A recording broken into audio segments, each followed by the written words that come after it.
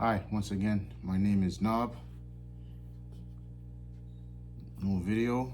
This video, this time is about the devil. The other video, the last videos I did was about God. The fact that God, I broke it down, whoever watch it, they know, what's my intake on God.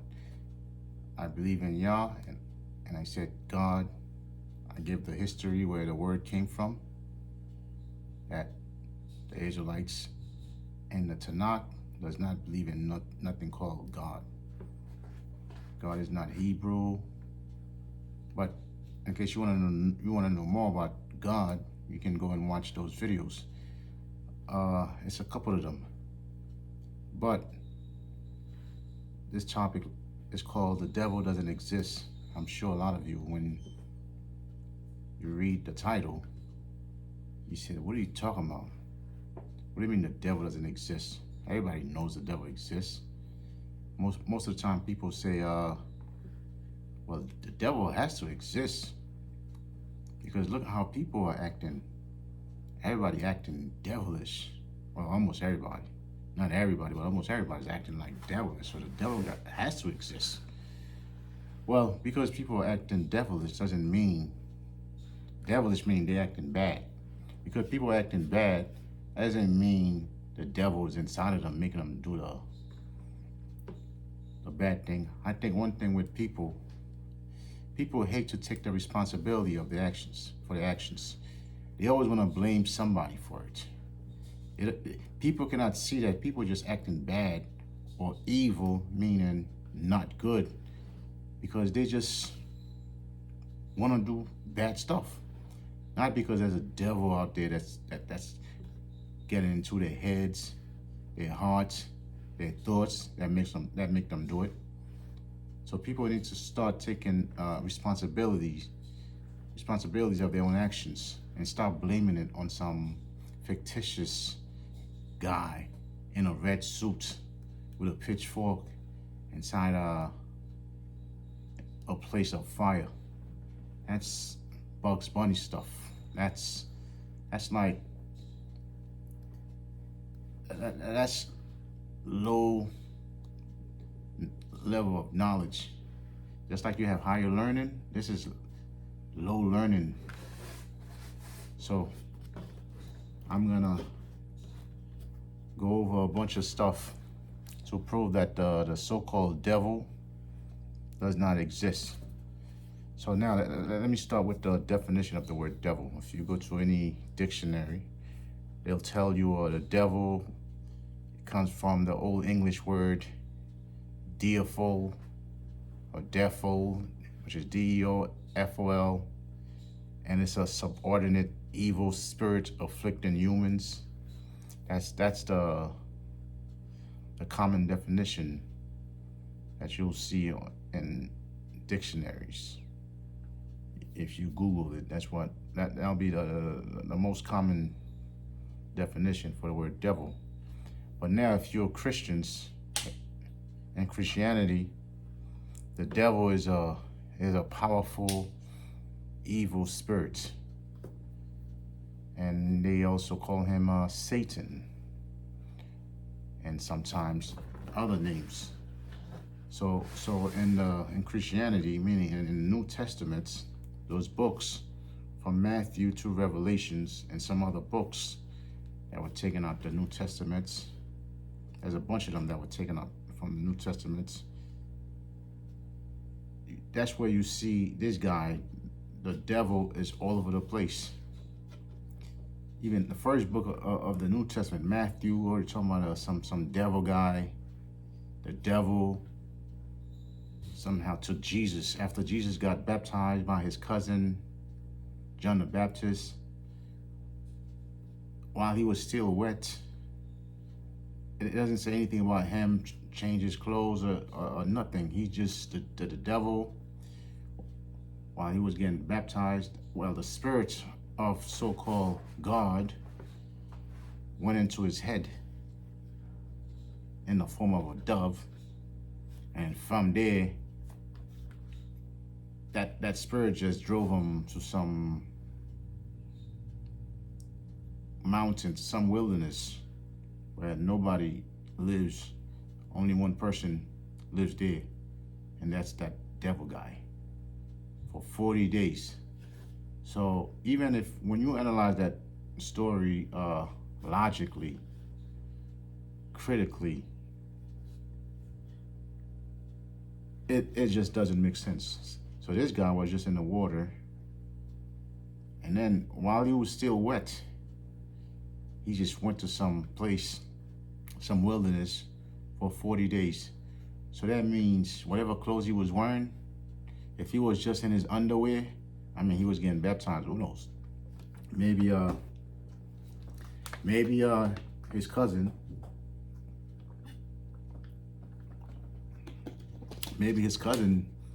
John the Baptist, baptized him in his underwear. Who knows? Or in a short skirt. I don't know if he baptized him, put him in the water with all his clothes.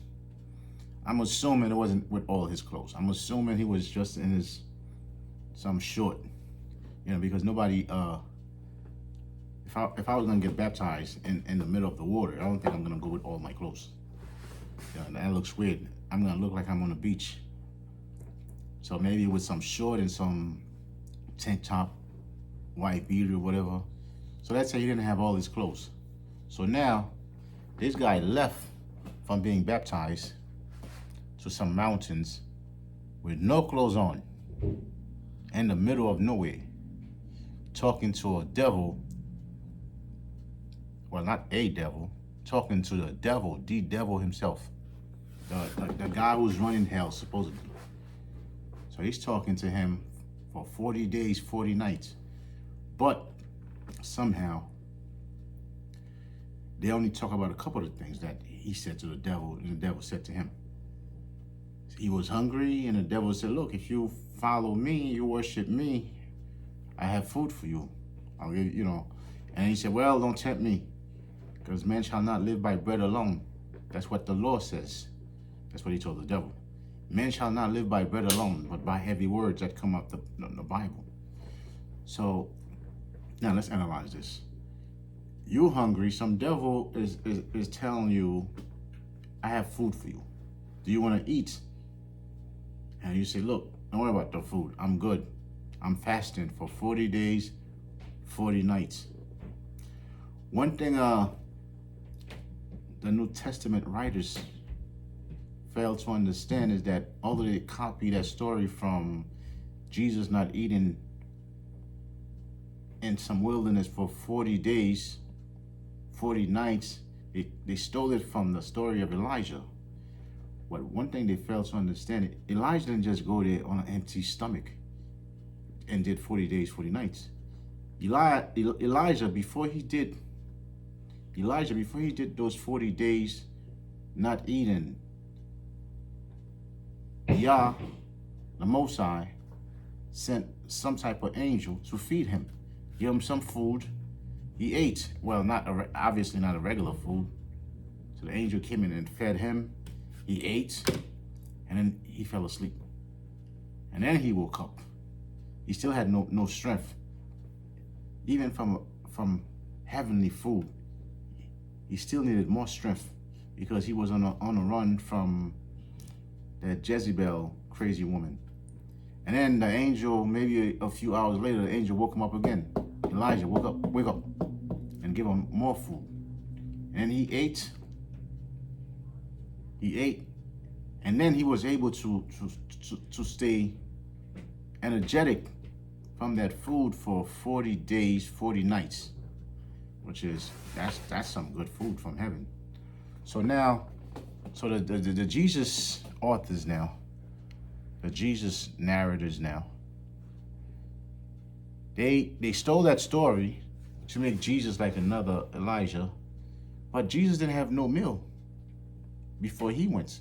First, he went there naked and wet to talk to the devil, well, the so-called devil, on an empty stomach. So I guess that's why the devil told him, well, I got food for you. And he said, no, I don't need food. Don't tempt me. Because it says you're not supposed to tempt the Most High. Because man shouldn't live by food alone, by bread alone, but by heavy words. And then the devil, in another conversation they had, during those 40 days, he was in the wilderness, naked, with no clothes, just with his whatever little underwear he was wearing, all wet. Well, eventually he dried up. But if it rained during those 40 days, he would be wet again. Because he didn't go anywhere where there's a tent. He didn't say anything like this. He went on some mountain.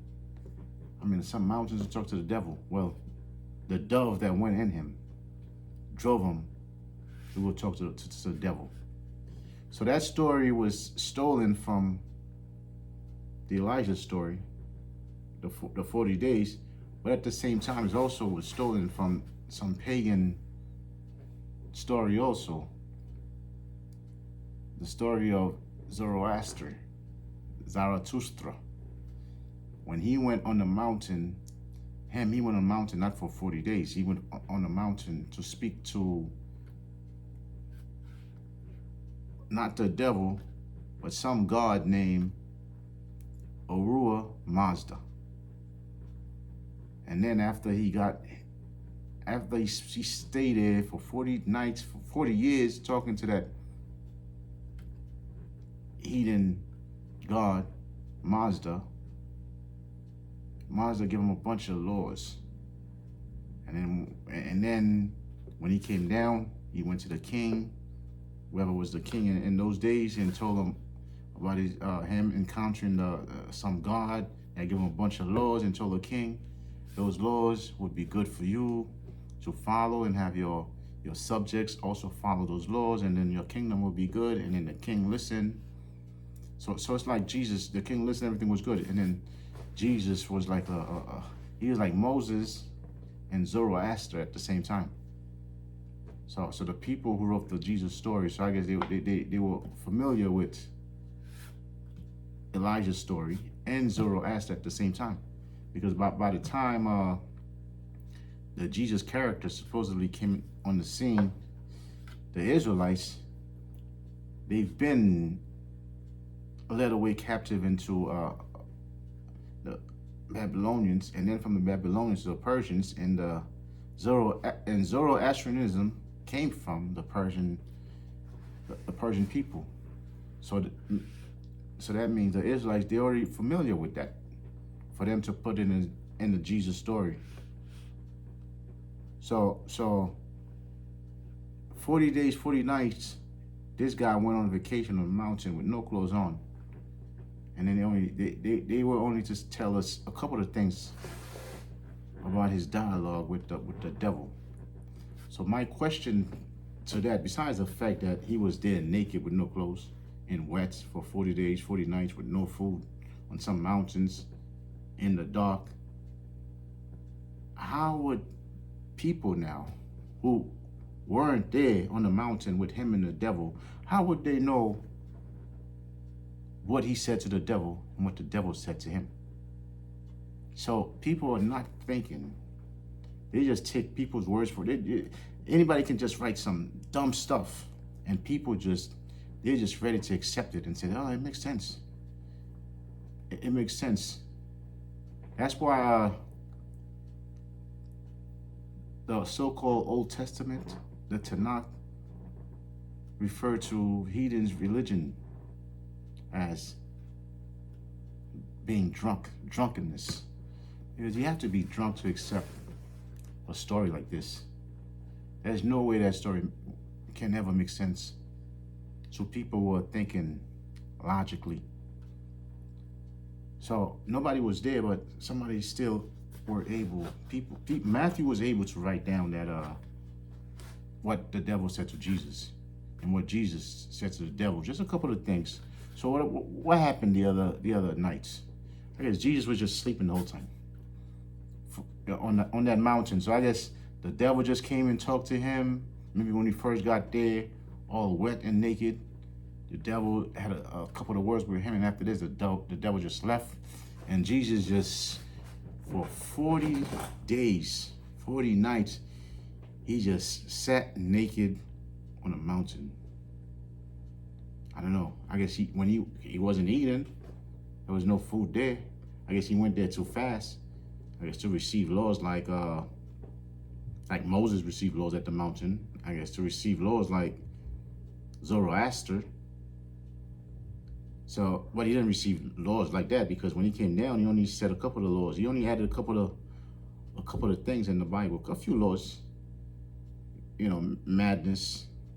Well, other than that, I guess for the whole the remainder of that 40 nights, or 30 nights and a half at least, he just sat there looking at the sky on the mountain. And then when nights came, he just fell asleep on the floor. And then he woke up in the morning. He's just looking at the sky all day, looking at the sun, fasting all day, looking and looking. And then the nights came, he fell asleep again. And then he woke up in the morning. He sat down on the mountain, looking at the sun, looking at the trees, looking at the birds flying, until it was time for him to go back to sleep. Now, if there was another person now, somewhere not too far away, seeing a naked man, all wet, and I'm sure it rained sometimes throughout those 40 days. You see this naked, wet man just wake up, just sit down on the floor of the mountain.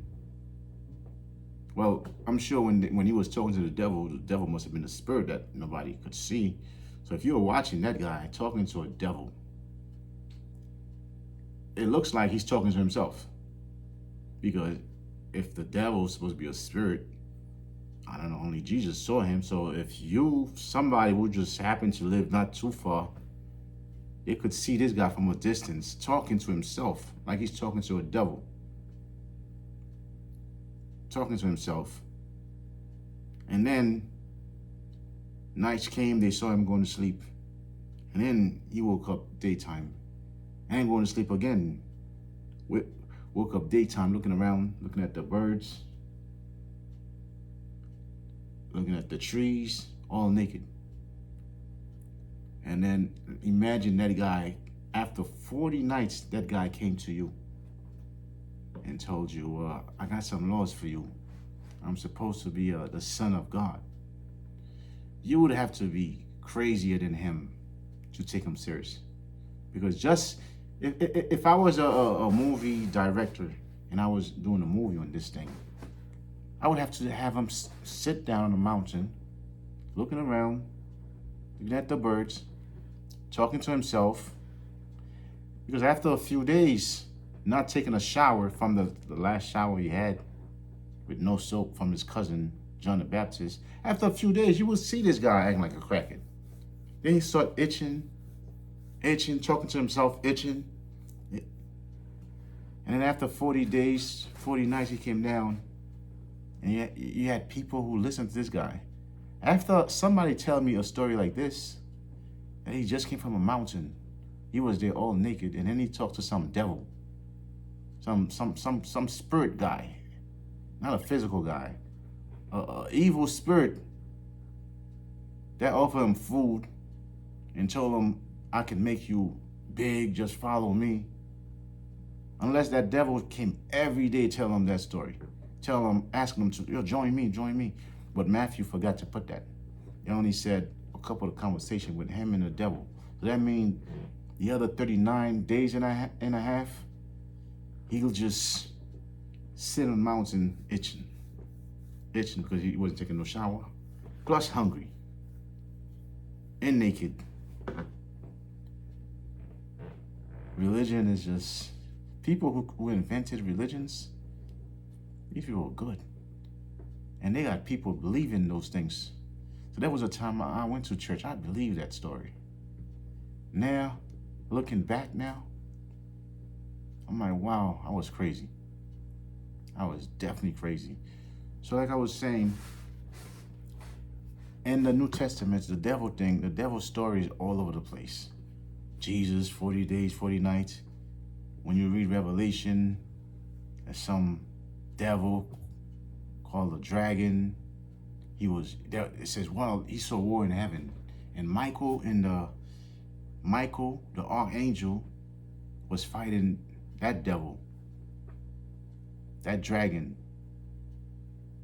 and casted him down to the ground in hell. And that's how church came with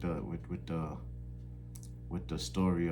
Well, the devil used to be in heaven, and then he was a good-looking angel, and then he got jealous at the Most High, and then Michael had to come and fight him. Michael fought him and casted him down to hell. That's how he ended up in hell. And then these people in Christianity, they're gonna use Isaiah 14th chapter to say, you see, that's when he was in heaven. He says, "Oh, Lucifer, how art thou fallen down from heaven, son of the morning?" So they're going to take Isaiah 14, they totally destroyed it and invented that crazy story from Isaiah 14 chapter. But when you go to Isaiah 14 chapter, when you read it, you see it was not talking about no devil. It was talking about a man, Babylon. Not no devil from some heaven, and he got casted down. So the New Testament writers, these people, they had that devil story already in their mind. So they had to go to the Old Testament now and say, let's see what story can we use to make it look like that story when John the Revelator, the story that John the Revelator in Revelation was talking about. There was war in heaven, and Michael kicked the devil down.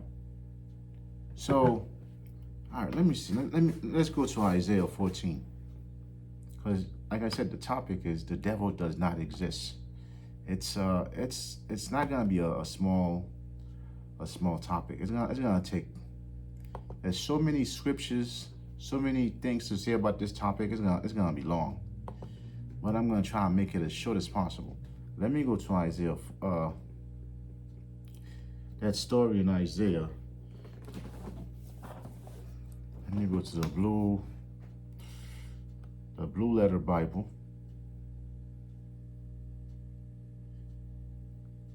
Let me see. Blue letter Bible. And find the story with Isaiah that Christianity, those Christian writers used to prove that the devil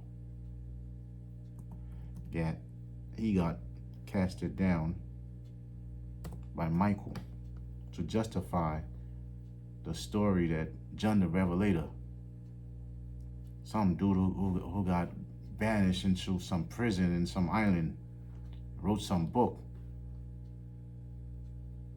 And if he died there, how did they find the book that he wrote? See, when it comes to the religions that those pagan people, the pagans, started, the whole stories always make no sense at all. When you analyze it, you wonder who in their right mind would accept a story like this. You gotta be drunk. Like I'm gonna keep saying, in the Tanakh, the Old Testament, they will always say, these people, they are drunk, but not with wine. They are drunk with dumb ideologies, dumb religions. And those religions make no sense at all. Let me see, Isaiah 14th chapter. Boom.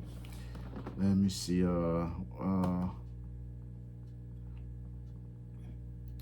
Okay. Well, Isaiah 14th chapter. Verse 1 and 2, Isaiah was prophesying about the Most High will have mercy on the nation of Israel in the future and put them back in their homeland, which is the land of Israel. And then it says the strangers, the other people, the non-Israelites, will be joined with the nation of Israel. And that was verse 1. And verse 2 says, and the people shall take them and bring them to their place. So the Israelites, according to Isaiah, the Israelites going to bring the strangers, all the non-Israelites with them to the land of Israel. And then it says the house of Israel will possess those heathen non-Israelites,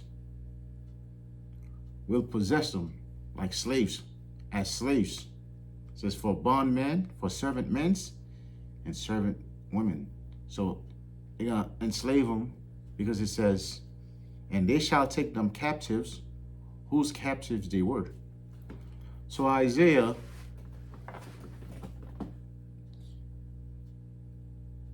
about 2,700 years ago wrote this book after the Assyrian captivity, and says, I'm seeing something in the future coming for the nation of Israel, that although they are slaves, they have slave masters, they are scattered everywhere, the Most High will bring them back to the land, to their land, the land of Canaan, land of Israel. And then they'll bring strangers with them, meaning they'll bring Americans, they'll bring Italians, they'll bring French people with them, Canadian people with them, Russian people with them. All the strangers that are not Israelites. And then gonna bring them to the nation, to the land of Israel, and enslave them there as payback for enslaving them. Although church people, Christian people, who stole the rest of the story, Isaiah 14 and 3, because I'm going to read a little bit of it, to make up that the devil story. The devil getting casted down by Michael because there was war in heaven. They never said, what book they got that thing from. Just John, I guess John the Revelator. I guess he was just able to just be on that island in jail and be able to see those stories in his head. And he wrote a book. I guess Jesus, he was just watching in the sky and Jesus was there. If he was in jail, I don't know how he's seen Jesus, but that story still, I got questions. If he's banished in the island of Patmos as a prisoner, where did he see Jesus? How did he see Jesus? He's inside a jail, well, a prison. If he's a prisoner inside a prison, how did he see Jesus? He never said. He didn't say he was dreaming about those things. He said he was in the spirit on the Lord's day, whatever days, Sunday, Saturday, whatever day he's referring to. He was in the spirit, and he started to see visions. So a prisoner sitting inside a prison, then he started seeing he started seeing visions, and he's writing these things down. Then he saw a dragon. Oh wow, there was a time there was that dragon, the serpent, Satan. He was in heaven, and then Michael fought him and knocked him down. And he's writing these things. Then he see Jesus. He's seeing all these things. You see, that's what I'm saying with the heathen stories. You gotta be drunk to accept those stories without any questions, because you gotta have faith.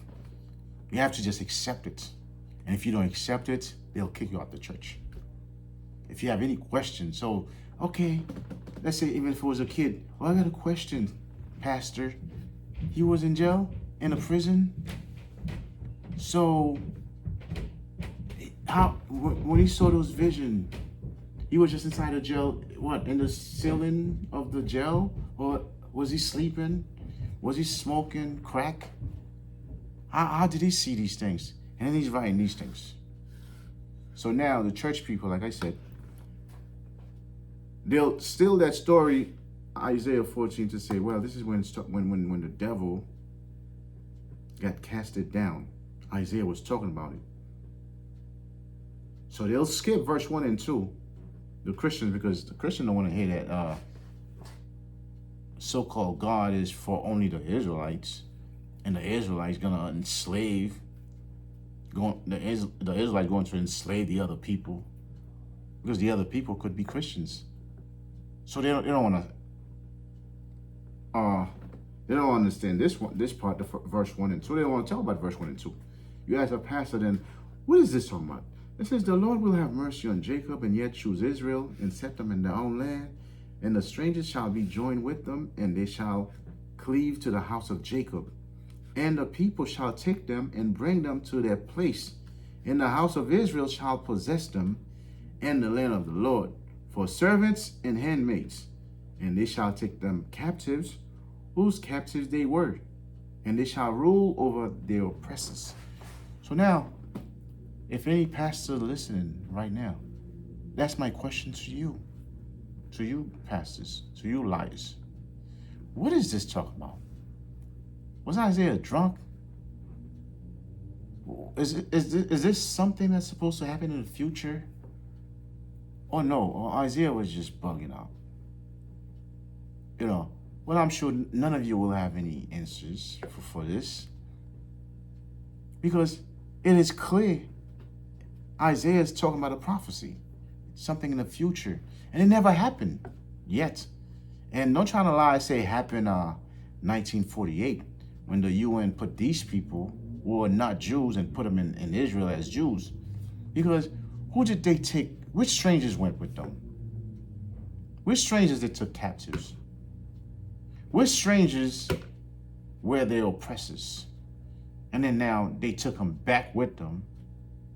And now they became their oppressors. They became their masters. Which strangers? Who? The Germans? The Russians? Who did they bring with them? Maybe the people that call themselves the Israeli?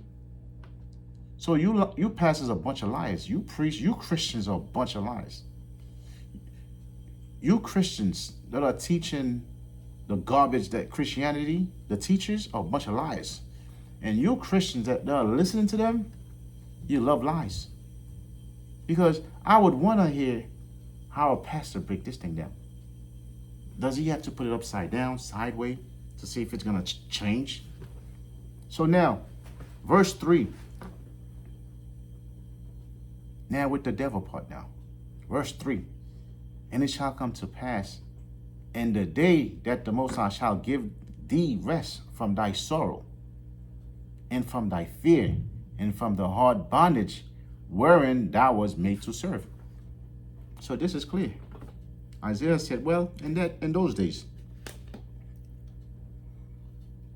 when the Most High gave you Israelites rest from this big bondage that you just finished having from your oppressors. Verse 4 now said, thou shalt take up this proverb against the king of Babylon. Let me read this again. Verse 4 in Isaiah. Thou shalt take up this proverb against the king of Babylon. Let me read it a third time. There's a reason why I'm doing this. In case you didn't hear it the first time, maybe you may hear it the second time. If you didn't hear it the second time, you gotta hear it the third time. Thou shalt take up this proverb against the king of Babylon, and say, how had the oppressor ceased, the golden city ceased? So the Israelites supposed to say this to the king of Babylon, to the country the Babylonians were running, to the country Nebuchadnezzar, the king of Babylon, was ruling over. So, which means when Isaiah was talking this, the Israelites must have been going through all type of stuff under the Babylonians.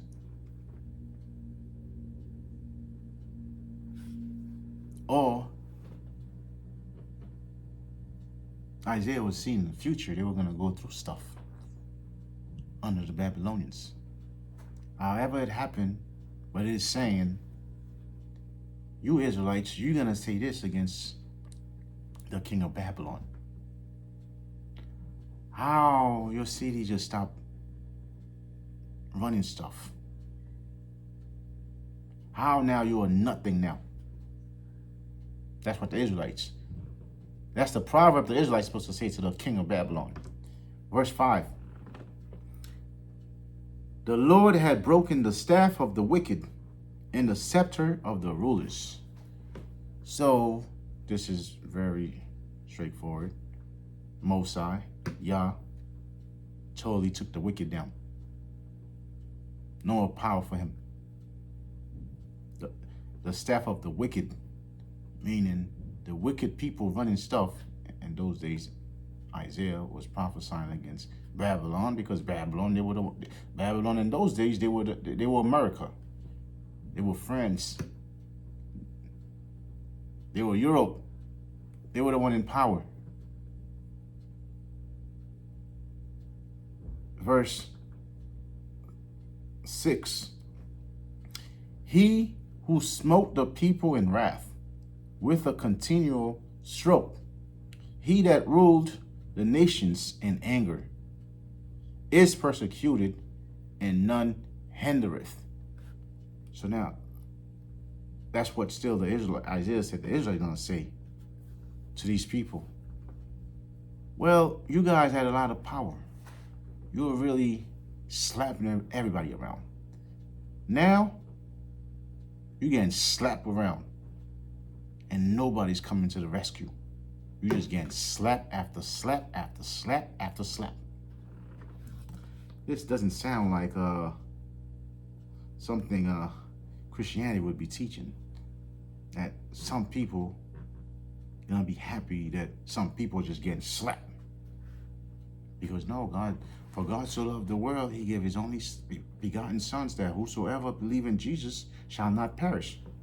So how these people who a lot of them gonna be these Babylonians, these I guess since that didn't happen yet, so we gotta wait in this time to see how these modern Babylonians, those people acting just like Babylonians now, doing all type of evil things to people, wicked people doing things to people, bringing out COVID to kill people, poisoning food, putting a lot of people in jail, starting a bunch of wars, killing people.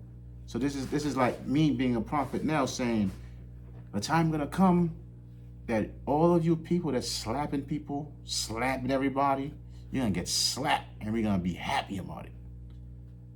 Oh, it didn't happen in the time of Isaiah. So, as people who follow the Most High, we gotta have the same spirit as Isaiah. Just like Isaiah was a prophet, he was able to see in the future what was coming. So the new people following Most High has to see what Isaiah was seeing. That the king of Babylon, the king of this world, the rulers of this world, you're about to get slapped. And then the Most High, the prophet is telling the people, when that day come, when those days come, you better make fun of them and say, how you getting slapped now and nobody's helping you? So that was verse 6. Verse 7 says, the whole earth is at rest and is quiet. They break forth into singing. Yea, the fir trees rejoice. This is verse 9. So the whole earth is at rest, which means during those rulers' time, the whole earth was upside down. So now it says the whole earth is at rest. Even the trees are happy because no more bombs coming for the trees. The fir trees rejoice at thee, and the cedars of Lebanon, saying, since thou art laid down, no fellow is come against us. It says, you wicked man, you wicked people. Since the Most High came down and slap you people and take you guys down, the trees are happy now. No trees. You see, like Russia and Ukraine, they're dropping bombs, destroying trees. Now the trees that are still alive during those days, they'll be happy, say, oh wow, these wicked people finally die. These people that was just killing us for no reason. Even the trees are gonna be happy. The fish is gonna be, everything gonna be, the animals are gonna be happy. That's what Isaiah was saying. But Christian people are gonna go to Isaiah 14. They're gonna skip all that. They're gonna go straight to, now that's verse 9 now. Hell from beneath is moved for thee to meet thee at thy coming. So they say, well, you see, this is the devil. Because when Michael did some kung fu on him in heaven, and he fell down, he's no more in heaven. Now, hell welcome him. Hell welcome him. So it stirreth up the dead for thee. That's what it's still, the proverb still continues. It says, hell is stirring up the dead for you, you wicked people. Even all the chief ones of the earth, even all the other people, the chief ones that died, they are all happy to see you. You wicked rulers of the world. That was just treating people like garbage, slapping people whenever you want to. So that's what that was the hope of Isaiah. But since the time Isaiah said it, it didn't happen yet. It's been over 2,500 years, 2,700 years, or maybe 26, but at least more than 2,500 years since the time Isaiah supposedly wrote this book. Well, obviously, Isaiah must have been in the time of the Babylonian then, because if he's talking about Babylon, when Babylon was still in power, it says, well, Babylon, something is coming for you. So when scholars say, well, Isaiah was there a long time ago, like in the, 2800 BCE, but the Babylonians, they came and destroyed Jerusalem 586 BCE. And then they kept the Israelites slaves for 70 years. So during those 70 years, that person who wrote the book of Isaiah, when you read the book of Isaiah, you go deep into studying the book of Isaiah and trying to find out everything about the book of Isaiah. Scholars claim there were two Isaiahs. There was the first Isaiah who wrote some of the chapters, and then some dude later came and added some stuff. So obviously this part gotta come from the so-called second Isaiah. The Isaiah supposedly that was during the time of the Babylonian captivity, to say, you Israelites, you have to, when the Most High free you from the Babylonians, you have to make fun of them. But that didn't happen yet. So it's just like I said before. Every books I read, I don't believe everything in them. That's going to be good, that's going to be bad. Now, when it comes to the Tanakh, well, the New Testament, that's all garbage. Now, I'm not taking good nor bad from those. Because even the whole devil, that's what this topic is about. The devil being fictitious, a made-up story that Christianity stole from the other pagan nations. Like I said, this is a very big topic that can take days to break down. So many things to bring out. I already did 45 minutes. I didn't even say anything yet. Now, I'm gonna try to make the video shorter. The video's shorter, not too long, because sometimes it's too much for them to take. So I'm already at 45 minutes, so I'm gonna have to stop it here. The next video, I'm gonna continue with this. So it's already 45 minutes, let me stop it here. In the next video, I'm gonna continue Isaiah, because right now I'm in verse. I'll continue the next video with verse 9. Because that devil thing, it has to be proven, because so many people believe in that devil stuff. And they're so scared too, they're so paranoid. They have so much fears about some fictitious character that doesn't even exist. All because Christianity stole it from those other heathen that always had a devil or Satan in their stuff. But the nation of Israel, who was slaves under these heathen nations, and they took these things and they put them in the New Testament and a couple of books in the Old Testament. So I'm going to try to cover as much as possible. With this, until the next video, I'm going to say shalom.